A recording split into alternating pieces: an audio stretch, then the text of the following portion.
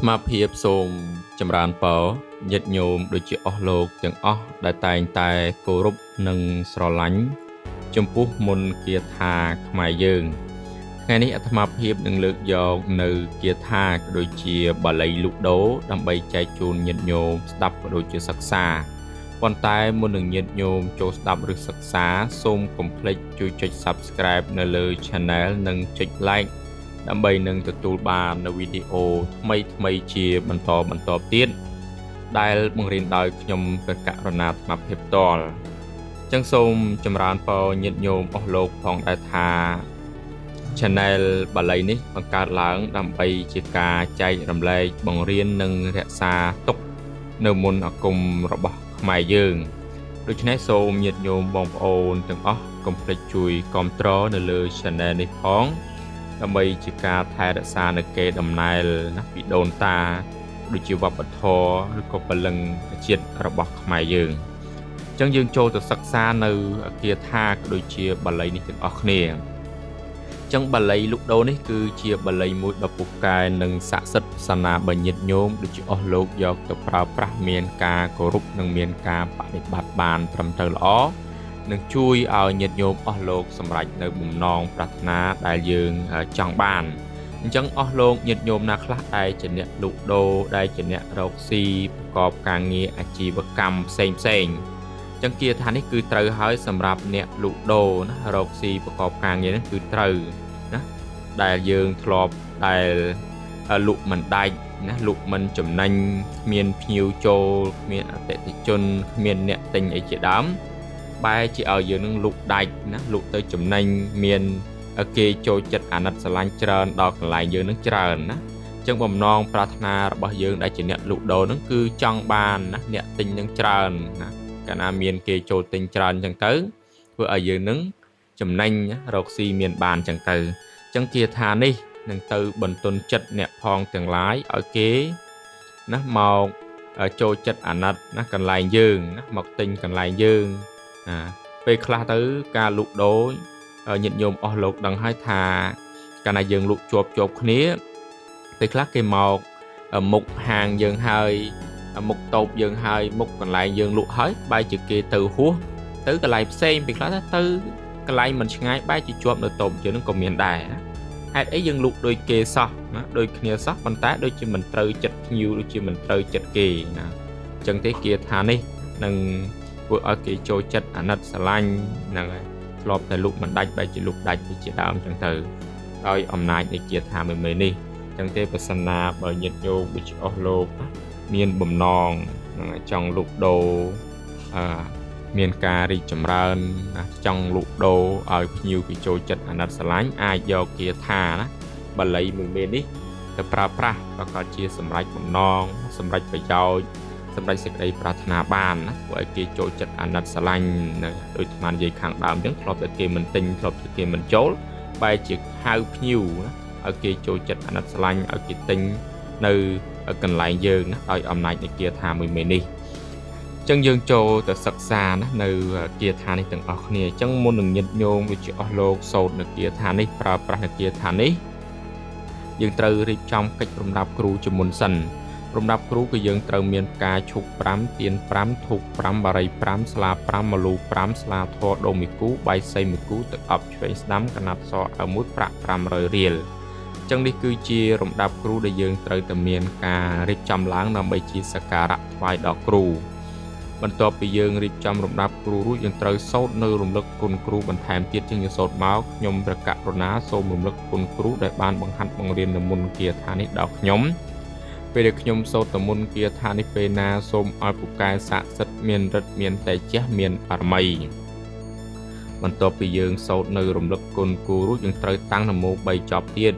ចឹងយើងសូត្រមកនមោតាសៈភិក្ខវៈតោរហតោសម្មាសម្ពុទ្ធស្សៈនមោតាសៈភិក្ខវៈតោរហតោសម្មាសម្ពុទ្ធស្សៈនមោតាសៈ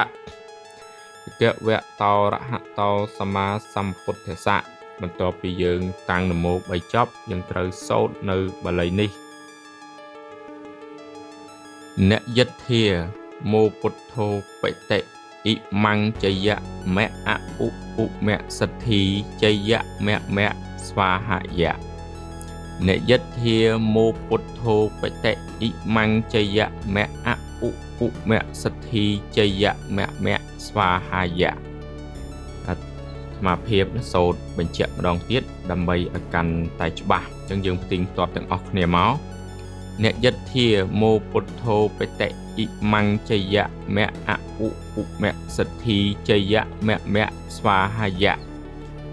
បើនេះគឺជាបាលីដូចជាគាថាណាលុកដូរដាច់ហ្នឹងហើយអញ្ចឹងទេអស់លោកញាតិញោមមានបំណងចង់ឲ្យការរកស៊ីលក់ដូរកាន់តែប្រសើរកាន់តែរីកចម្រើនកាន់តែដាច់អាចយកគាថាទៅសូត្រទន្ទិញឲ្យចេះឲ្យចាំណាប្រើប្រាស់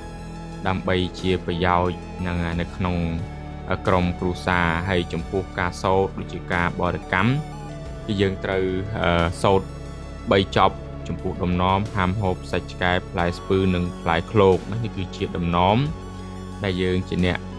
រៀននៅអាគមប្រើប្រាស់នៅបាលីនឹងត្រូវទៅតមឲ្យបានហើយចំពោះរបៀបប្រើប្រាស់យើងអាចប្រើជាយន្តជាកថាជាខ្សែដៃខ្សែចង្កេះណានាំសំណាងនាំលៀប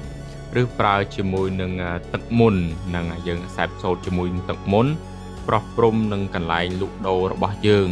ហើយយើងអាចសូត្របានដោយខ្លួនឯងឲ្យតែយើងមានការគោរពមានការបដិបត្តិអាចសូត្រដោយខ្លួនឯងបានអាចប្រើប្រាស់ដោយខ្លួនឯងបានហ្នឹងហើយអញ្ចឹងទេយើងរៀបចំរំដាប់គ្រូសូត្ររំលឹកគុណគ្រូហើយយើងរួចសូត្រគាថាបាលីនឹង3ចប់ទៅកូរជាមួយនឹងទឹកណាមួយផ្តិលហ្នឹងមានស្ទន់មានអី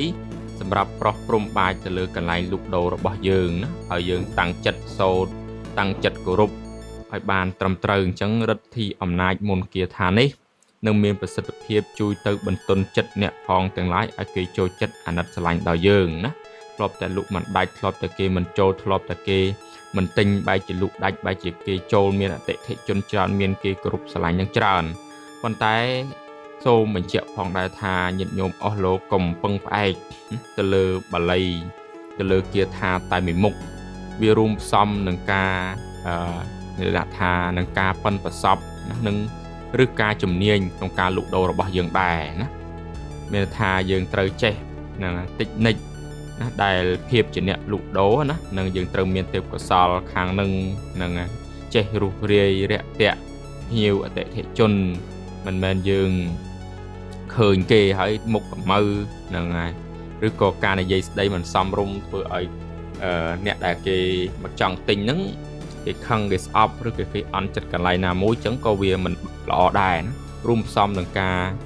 ប្រឹងប្រែងរបស់យើងផងហើយរួមផ្សំជាមួយនឹងគាថាបាលីនេះផងប្រកបណាស់ការរកស៊ីលក់ដូររបស់យើងនេះកាន់តែប្រសើរកាន់តែល្អណាកាលណាភ្ញៀវចូលចិត្តអាណិតស្រឡាញ់ដល់យើងហើយ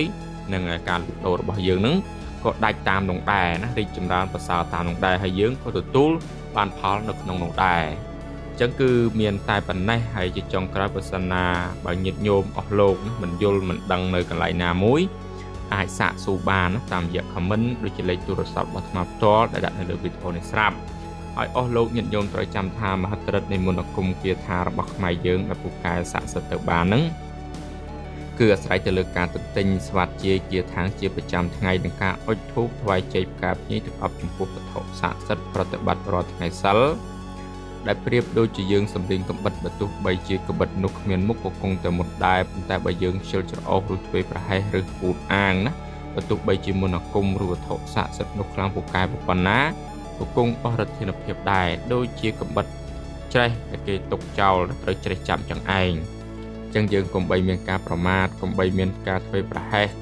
កុំបីមានការធ្វេសប្រហែសឬពូតអាងអីផ្សេងការប្រមាថអីចឹងទៅកាលណាបើយើងមានការប្រមាថប្រកបណាស់គុំគាថានឹងក៏មិនមានប្រសិទ្ធភាពដែរអញ្ចឹងចាំបាច់ត្រូវតែមានការគោរពឲ្យបានត្រឹមត្រូវល្អ